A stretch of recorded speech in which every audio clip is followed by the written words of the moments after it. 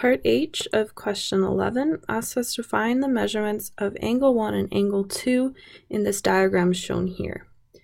And so what we have here inscribed in this circle is a regular pentagon. So each of the sides are the same length and there's 5 sides. So n equals 5 in this case.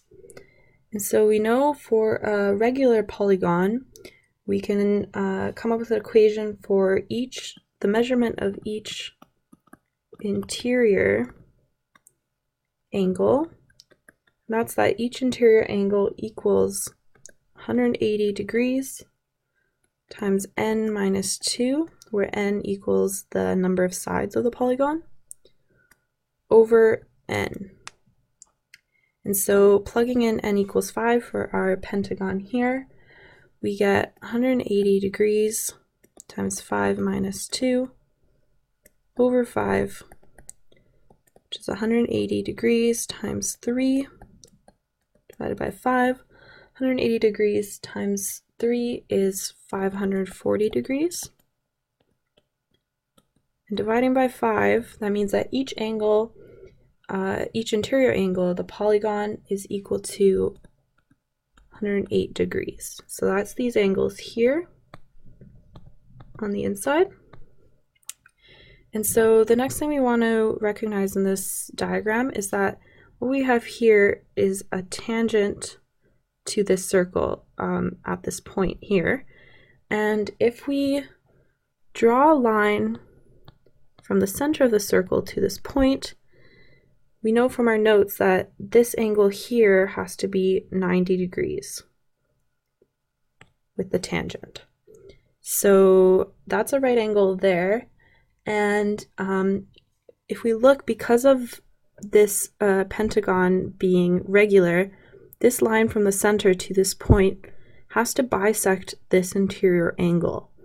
And that means that this angle here, between the side of the polygon or pentagon and this radius of the circle, is equal to 1/2 of 108 degrees, because it's half of the interior angle there. And so 1/2 108 degrees is 54 degrees.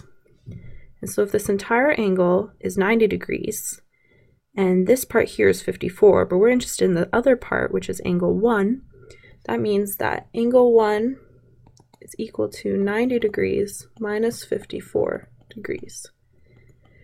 And that ends up being 36 degrees. So we found angle 1. We'll put it up here. Angle 1 is 36 degrees. So now I just need to find angle 2. And to do that, I'm going to draw out a triangle here where this is one side, the tangent is the second side, and the third side goes from the center of the circle to this point that the tangent's from. So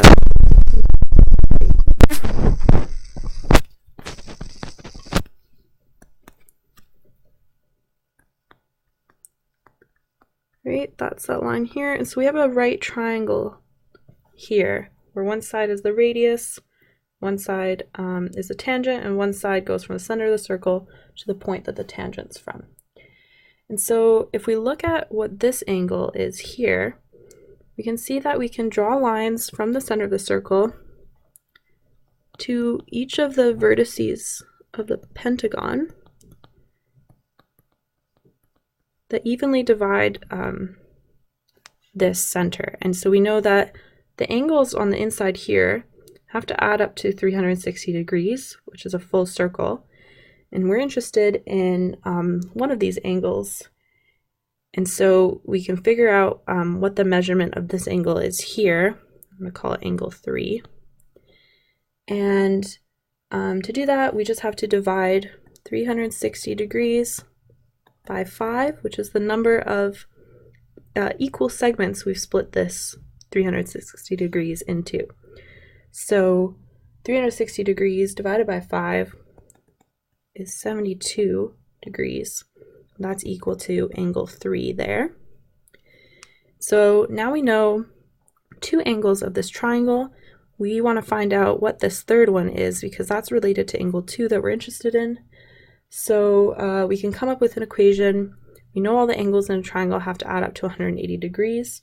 So this angle, 90 degrees, plus this angle here, we set as 72 degrees, plus 1/2 of angle 2 here, because this line, the side of the triangle splits this angle directly in two. So 1/2 of angle 2, I'm going to rewrite angle 2 as B to make this a little bit easier. So 1/2 of angle B adding to 90 degrees and 72 degrees should equal 180 degrees. So 90 degrees plus 72 degrees is 162 degrees. And subtracting 162 degrees, both sides of the equation, gives 1/2 B is equal to 180 minus 162 is 18 degrees. Multiplying both sides of the equation by 2 leaves us with B is equal to 18 degrees times 2, which is 36 degrees. And we said that B is equal to angle 2, which is 36 degrees. So angle 2 as well is 36 degrees. And so that's the answer to part H of question 11.